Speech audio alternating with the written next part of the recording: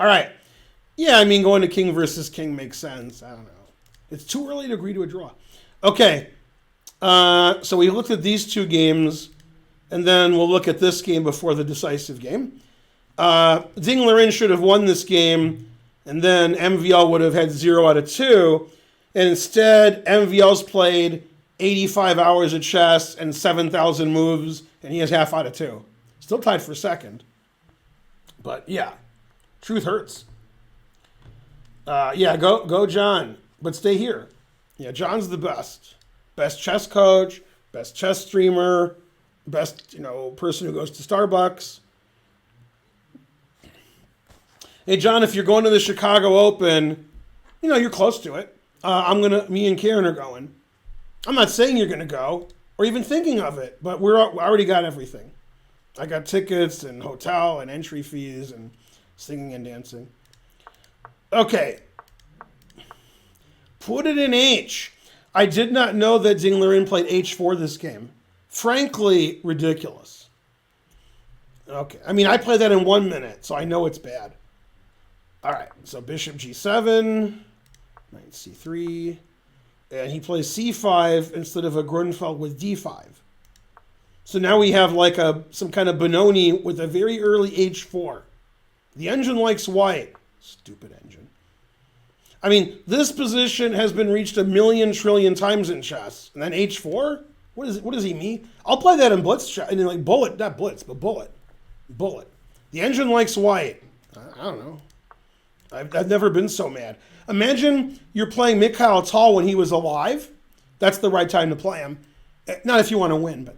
And then he plays the Benoni and you go H4 really early. He's choking on his own rage. Now I want to show you something funny. Before you guys were born, this happened. I think then you were born, so I don't know. It was weird after that. Yeah.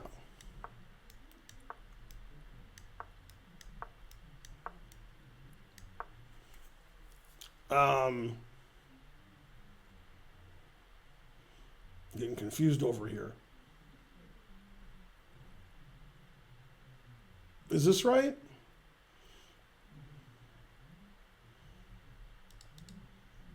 I'm thinking of the G4 move, but I don't know if this is the right position. I'm getting confused here. Is this where they play G4? This was invented like 25, 30 years ago. No? Bam. Oh, Queen C2, Bishop D6. Thank you. Yeah. It's been a while. Okay. G4. Okay. Now, this has been played a few times. This is 1,000,000 years ago, my story. It's like story time. Put the emote on. This was played 1,000,000 years ago, a few times. And then Michael Adams played it against Kasparov.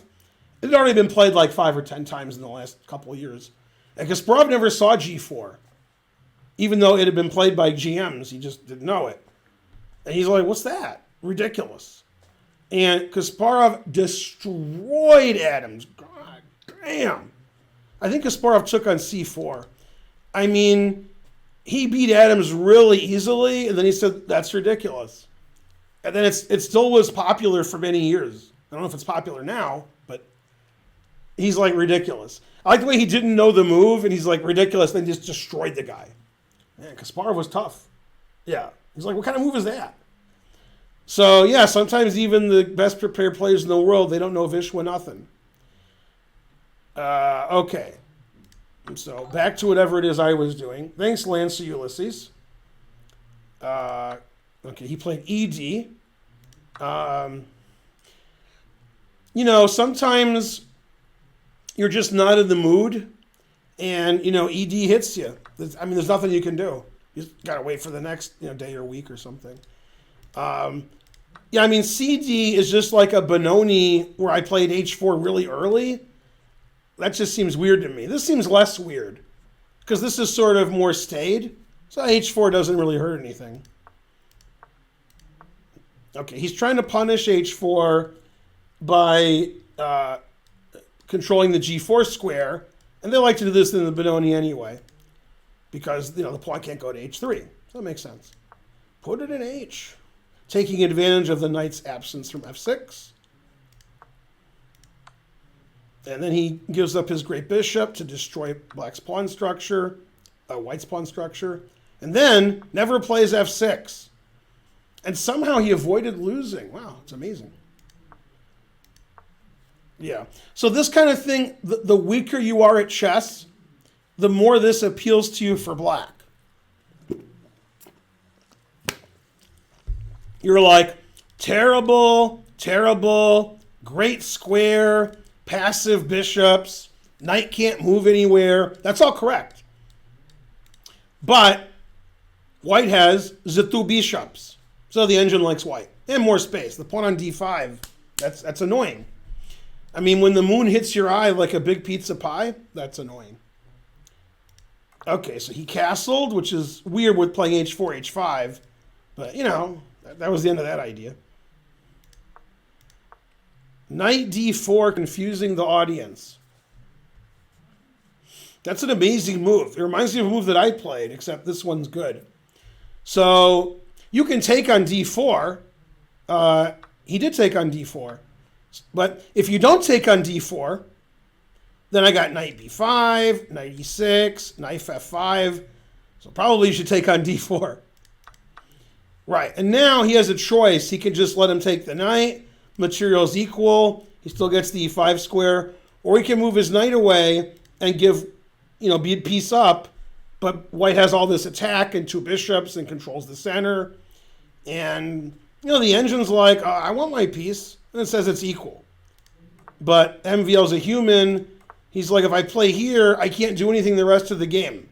So if I give the piece back, I have a lot of play. My rook's on the open line, knight has c5, and probably that was a bad decision. The correct decision is probably to play knight f7. And the thing is, MVL probably has some, bad memories of yesterday when Caruana just sacked everything. So being up material doesn't mean anything when you're getting crushed. But the engine thinks after knight f7, bishop d3, castles, rook e1, queen d8, that this position's about equal. I don't know why it's equal, but black's up a piece, but his position's terrible. I mean, it's terrible. So he's up a piece for terrible. And he just didn't want to defend this position. I mean, he should have done that. Okay, so instead he gave the piece back, and now white just has the two bishops. Now this pawn is good. It's just good for white now. b6 is good. Always play a4. Wants to play a5 and get rid of his isolated pawn. Good, good. Yeah, and this just looks lost to me. Yeah, if Magnus was white here, he would be drooling. And then Magnus would drool a lot because he'd really like white. So they would have to change the chair during the game because there's drool all over it. Terrible.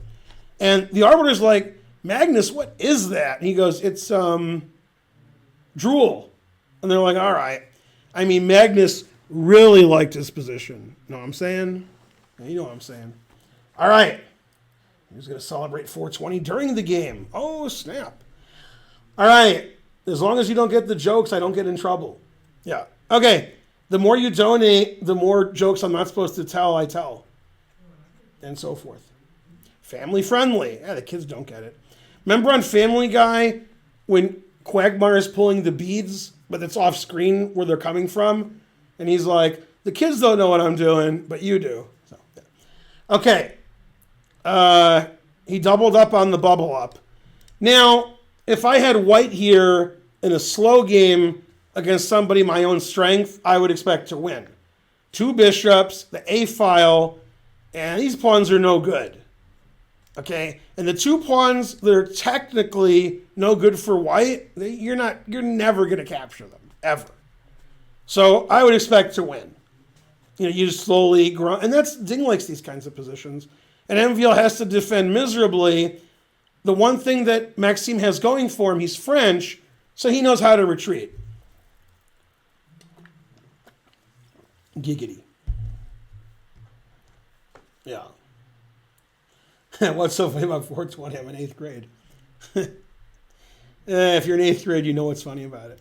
Okay, so defense. Or as they say, défense. Défense de fumée. 420. Donate it if you got it. Everybody donate 420. Everybody. I just got a 420 donation. Yeah, you said to recap? Yeah, I'm like in the middle, Oh. It's never going to end. Oh. Yeah, what you got there? You got a present for me? A club member heard you talking about this. Yeah. Oh, it's Chessman On the Comics. stream, and he got this for me. Wow. Isn't that It's nice? Chessman Comics. This is the first one. There's two of them. Look, isn't that nice? Unapproved by the USCF. Yeah, that guy's the greatest person who ever lived. Yeah. Yeah.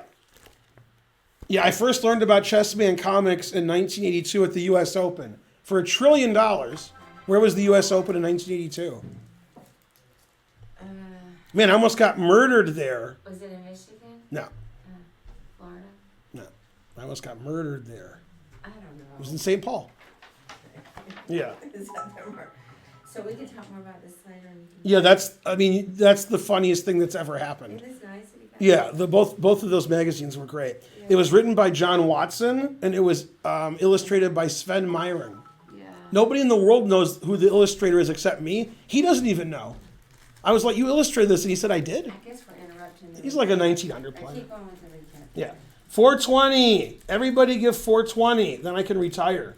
400. Boo. Bishop takes boo. I got rated by John Bartholomew. That's Yeah. nice. Okay. So nothing happening, nothing happening, nothing happening, nothing happening. It's like the Blair Witch Project. Yeah, and this pawn's really, really, really weak. So he's trying to play actively, but actively how? This is defended 3 times, and this is really weak. I could triple up on the bubble up and do a Feingold gun, and you're going to lose that B pawn. So the knight on C5, you don't lose the B pawn, but you get rid of your counterplay. 69 centidues, 420. 84 was Fort Worth. Yes. 83 was Pasadena. 85 was Hollywood, Florida. 86 was Somerset, New Jersey. 87 was Philadelphia. 88 was Boston or LA, I forgot. It was either Boston or LA. 89 was suburban Chicago, where I tied for first. 1990, I think, was Jacksonville. 91, I don't know where 91 was. I think it was in Los Angeles. That means the other one was in Boston. 92 was in Michigan, in Dearborn. 93 was in Philadelphia. 94...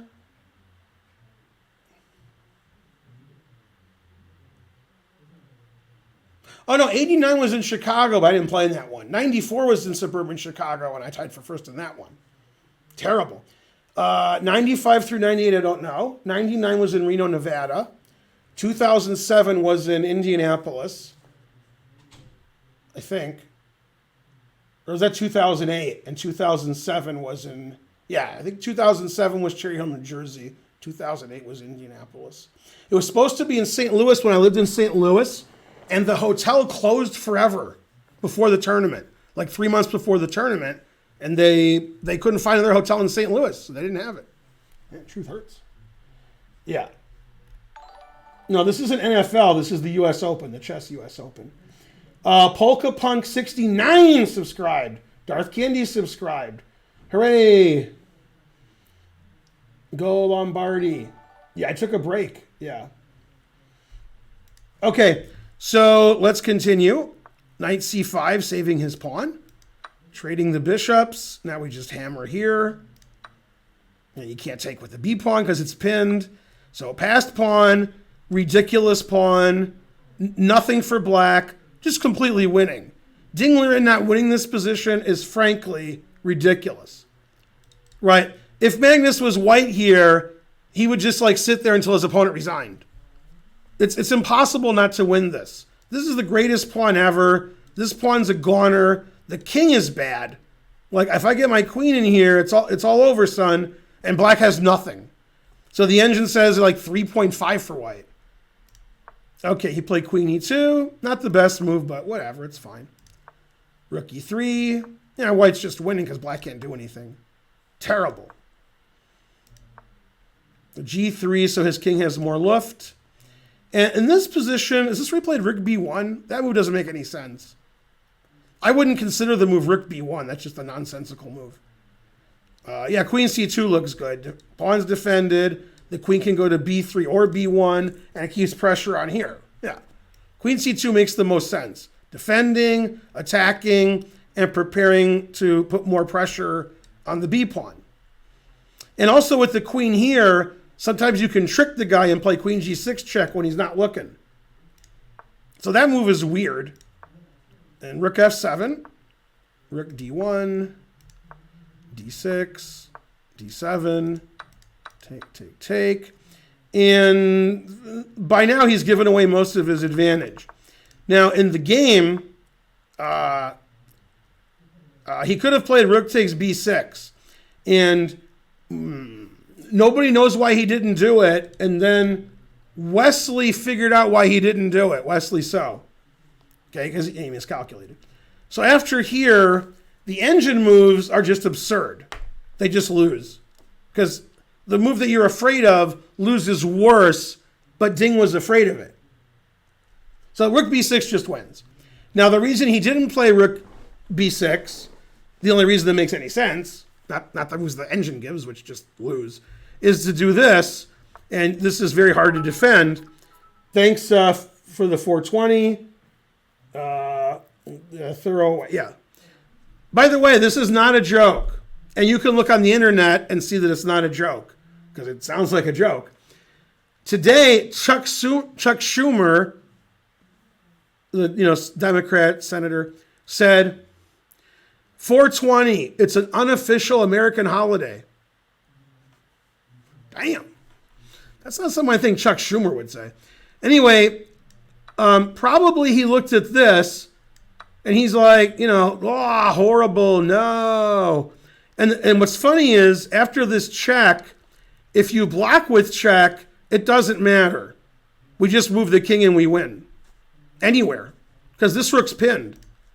So you can't come back.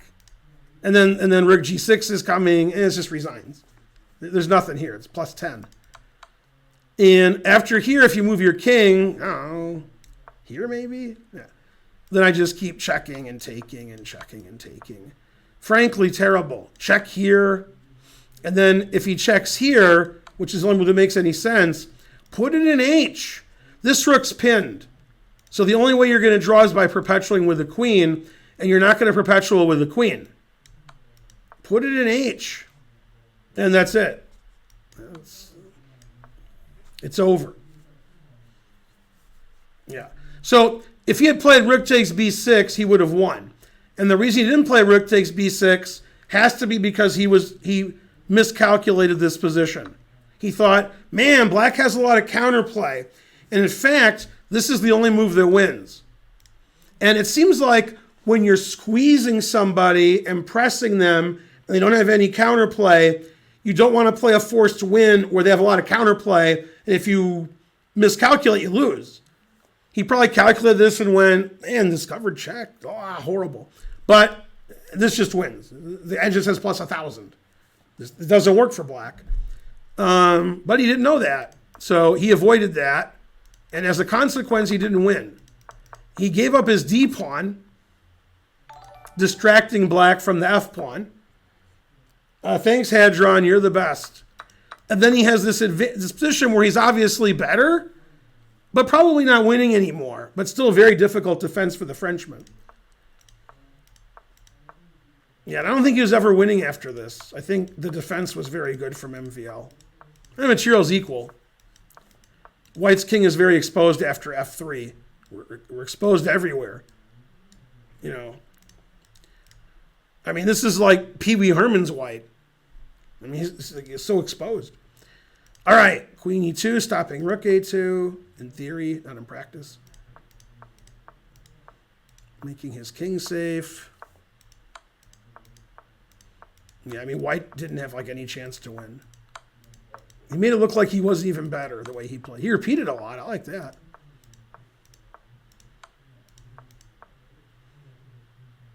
I mean, now black's threatening mate everywhere. You can't play queen g6 because the queen's here. This is a drawn ending. Yeah, now it just says it's a draw. He tried to win. King f6 is an excellent move. Now he's threatening mate again. He still tried to win, but it's a draw. Black's threatening mate on h2. He stopped queen h2 mate and rook h2 mate. Now he's threatening queen f3 mate. Now he's threatening everything on f3. And it's a dead draw on queen and pawn ending. He took the b pawn, and then he got perpetualed. And they agreed to a draw. If he wants to try to win, he has to go here. That's the only move that tries to win. And then queen d4 check. This is the only legal move. Queen f4 check draws. Queen d3 check draws. Every move draws. You can't win. Because this pawn's hanging, and this pawn's hanging. And probably if I was white, I would be worried after here I might lose. Because that's a passed pawn. White doesn't have a passed pawn. The king's so exposed, you're not going to escape the checks. So the draw was fair. And I think the only really bad thing he did, Ding Liren, was moving his d pawn up and sacrificing it instead of just taking on b6 and winning. And the final position was here. They just moved back and forth. So MVL should have lost that game, and then he would not have been happy losing the first two games. So, yeah. Everything is obligatory, even the stuff that's not.